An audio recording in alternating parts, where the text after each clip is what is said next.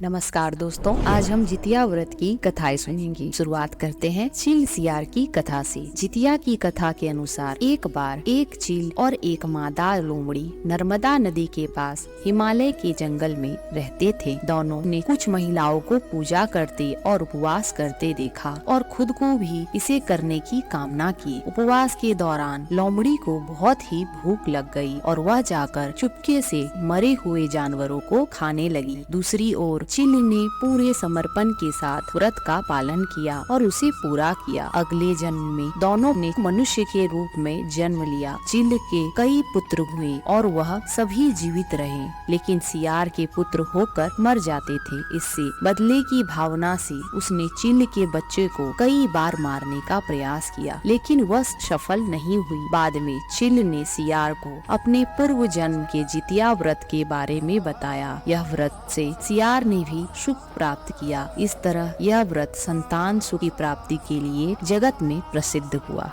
जितिया व्रत की दूसरी कथा। जितिया व्रत में इस कथा का विशेष महत्व है। इस कथा के अनुसार गंधर्वों के एक राजकुमार थे जिसका नाम जीमूतवाहन था। जीमूतवाहन पिता की सेवा के लिए युवा काल से ही राजपाट छोड़कर वन में चले गए थे। एक दिन जंगल में उनकी मुलाकात एक नाग माता से हुई जो बड़ी दुखी थी। जीमूतवाहन ने नाग माता से विलाप का कारण पूछा तो उन्होंने कहा कि नागों के पक्षी राज गरुड़ को वचन दिया है कि प्रत्येक दिन वे एक नाग को उनके आहार के रूप में देंगे। इस समझौते के चलते वृद्धा के पुत्र शंखचूड़ को गरुड़ के सामने जाना था, जिससे वह परेशान थी। जीमूतवाहन ने नाग माता को वचन दिया कि वे उनके पुत्र को कुछ नहीं होने देंगे और उनकी रक्षा करके उन्हें वापस लौटा देंगे। जीमूतवाहन खुद को नाग के पुत्र की जगह कपड़े में लिपटकर गरुड़ के सामने उस शिला पर जाकर लेट गया जहाँ से गरुड़ अपना आहार उठाता था। गरुड़ आया और उस